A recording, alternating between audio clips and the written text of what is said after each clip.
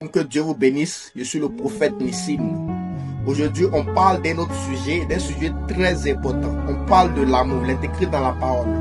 En Éphésiens 4, verset 8 à 9, que Dieu est amour. La Bible nous précise que Dieu est amour. Aujourd'hui, nous parlons de l'amour, mais nous parlons d'un domaine bien précis de l'amour. Nous parlons de l'amour entre un homme et une femme.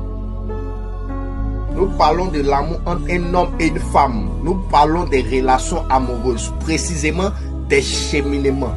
Moi, je crois qu'on peut débuter une relation amoureuse en étant copain, copine et arriver à l'étape d'époux et épouse. Parce qu'il y a plusieurs exemples de personnes qui ont fonctionné ainsi et même d'hommes de Dieu très connus. Ils ont rendu les témoignages publiquement. Vous savez, chers hommes de Dieu, chers conducteurs d'église, l'amour n'est pas une mauvaise chose, comme la sexualité. Il y a un cadre, il y a des règles. Vous comprenez? Et c'est lorsque certaines règles ne sont pas respectées que la chose peut devenir mauvaise.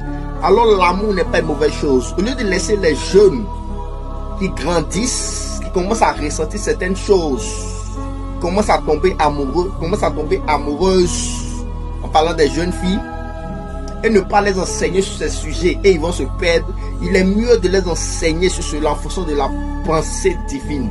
Donc aujourd'hui, je vous parlerai des relations amoureuses, je vous parlerai des cheminements, de gars égaux, de copains et copines. Écoutez-moi attentivement. Déjà, vous allez fortement partager la vidéo dans vos groupes WhatsApp, Facebook, dans vos stories.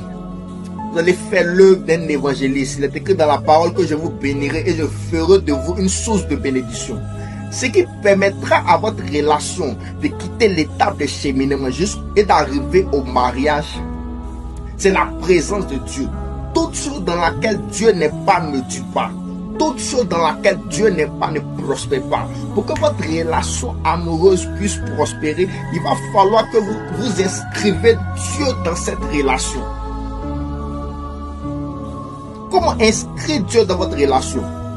Par ces deux points que j'aimerais vous partager, poussés par le Saint-Esprit. Le premier point, c'est la prière. Vous ne pouvez pas être dans une relation amoureuse. Vous ne pouvez pas être copain, copine. Vous voulez que cette relation arrive au mariage et vous ne priez pas ensemble. Ce n'est pas donner l'enfant à un homme qui va le garder, ma soeur. Ce n'est pas faire des cadeaux à une femme qui va la garder. On a plusieurs témoignages ici. C'est la présence de Dieu qui permet à toute chose de perdurer. Toute relation amoureuse qui veut débuter par des cheminements, qui veut passer par les fiançailles, arriver au mariage, qui veut perdurer, doit comprendre qu'elle a besoin de la présence de Dieu. Donc déjà, ma soeur, partage cette vidéo à ton gars. Mon frère, partage cette vidéo à ta go. Vous devez prier ensemble. Si vous ne priez pas ensemble, votre relation ne va pas perdurer. Vous devez avoir une vie de prière commune, un programme de prière commun. Vous ne devez pas seulement aller dans des restaurants, dans le cinéma. Tout ça c'est bien, c'est une bonne chose. Mais vous devez aussi prier ensemble pour la présence de Dieu dans votre relation. Ça c'est le premier point très important. Le deuxième point que je vous partage, c'est la sagesse. Parce que l'une des choses qui permet à Dieu de rester dans une relation, qui permet à la présence de Dieu de rester dans une relation, c'est la sagesse. Vous savez, moi je crois que Dieu peut conduire une personne vers une femme. On a plusieurs témoignages ici d'hommes de Dieu. Il dit Dieu a parlé à mon cœur. Donc Dieu peut conduire un homme, peut dire que cette femme-là, c'est le type de femme dont tu as besoin. Cet homme est le type d'homme que tu as besoin. Je crois en cela. Vous comprenez? Parce qu'en toute chose, tout homme est un type de femme qui lui est adapté. Oui. Tout homme aussi est un type d'homme qui lui est adapté. Oui. Il y a un type d'homme adapté à ta destinée. Il y a un type de femme aussi adapté à ta destinée. On dit quand Adam a vu Ève, il a reconnu immédiatement. Il y a quelque chose qui s'est passé dans son esprit. Il a eu une impression d'avoir déjà vu. Il a su que cette femme, il la connaît depuis très longtemps. Et c'est quelque chose de profond qu'il y avait entre nous. Vous comprenez? Donc il y a un type de femme qui est prévu pour vous. Il y a aussi un type d'homme qui est prévu pour vous. Aujourd'hui, on ne parlera pas de comment faire un choix. Peut-être on parlera de ça une autre fois. Mais aujourd'hui, on parle précisément aux personnes qui sont dans des relations amoureuses. Et comment faire durer ces relations. Les gens qui sont copains, copines, qui sont gars, comment faire durer les relations amoureuses. On parle en ce moment de la sagesse. La sagesse, c'est de savoir que vous n'avez pas le droit de coucher ensemble. Vous n'avez pas le droit de faire certains attouchements. L'une des façons pour éviter les attouchements, c'est d'éviter de rester seul. Parce que si vous êtes en relation amoureuse avec une personne, forcément cette personne vous attire. Et vous êtes des personnes humaines. Si vous vous retrouvez seul, vous allez faire ce que vous ne voulez pas. Parce que si vous voulez que votre relation dure, vous devez éviter de marcher sans sagesse. Et marcher avec la sagesse, c'est d'éviter le sexe tant que vous n'êtes pas marié devant les hommes. Tant que vous n'avez pas fait toutes ces cérémonies qui ont été inscrites dans les lois.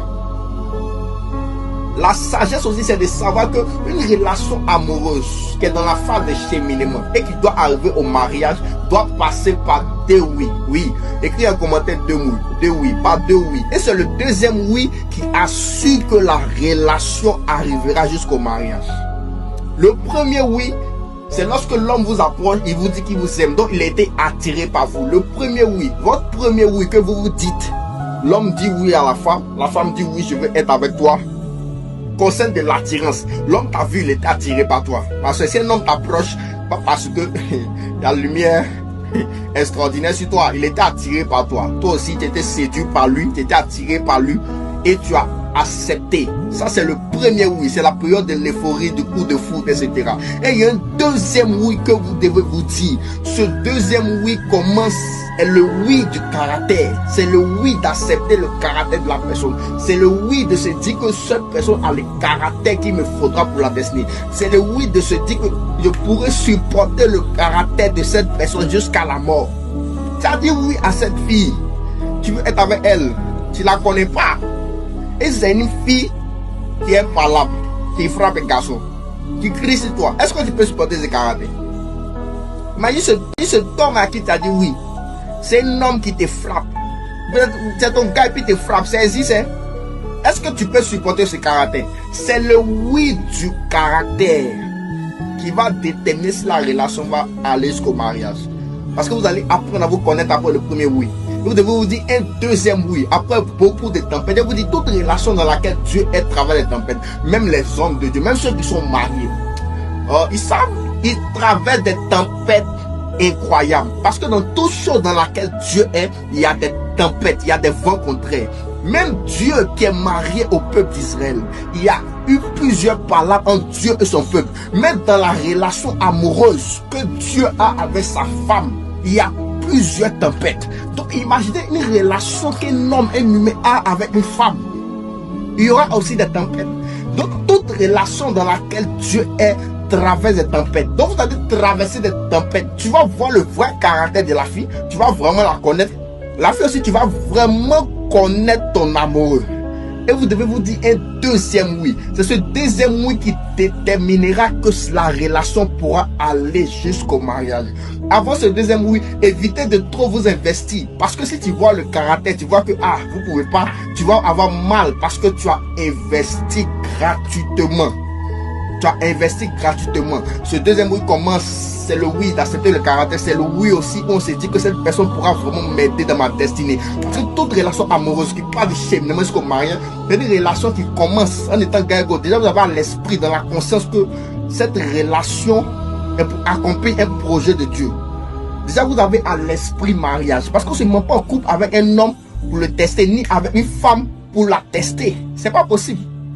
Si vous faites ça, votre relation va échouer. Parce que la présence de Dieu n'y sera plus. Parce que c'est un sentiment qui ne peut pas être en Jésus-Christ. En Philippiens, on nous demande d'avoir les sentiments qui sont en Jésus-Christ. Si vous avez des sentiments qui ne sont pas en Jésus-Christ, votre relation n'aura plus la présence de Dieu et elle va mourir.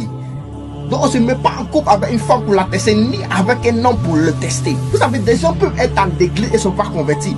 Il y a des garçons qui sont dans l'église mais ils n'ont pas accepté Jésus. Ils se mettent en couple avec toi seulement parce qu'il veut te tester. Elle se met en couple avec toi seulement parce qu'elle veut te tester. Faites très attention, soyez sage. Soyez sage. On ne se fixe pas seulement sur le physique. Je vous ai dit, Adam a vu ça, Ève, il a senti quelque chose dans son esprit. On ne se fixe pas seulement sur le physique pour choisir une personne. On se fixe aussi sur ce qu'on sent dans son esprit, sur la conviction du Saint-Esprit dans notre cœur. Déjà, dès les cheminements, vous devez avoir la conscience du mariage, qu'on se met ensemble parce qu'on veut aller loin. Et c'est cette conscience qui vous permettra d'arriver jusqu'au mariage. Parce que quand vous avez cette conscience, vous vivez comme si vous êtes dans le mariage. Que la grâce et la faveur de Dieu soient sur vous. Que Dieu vous bénisse. Si le message m'a fait du bien, tu vas aimer, tu vas commenter. Si tu aimerais qu'on approfondisse d'autres sujets concernant les relations amoureuses, tu vas signaler cela, tu vas mettre en commentaire. Au nom de Jésus-Christ. Amen.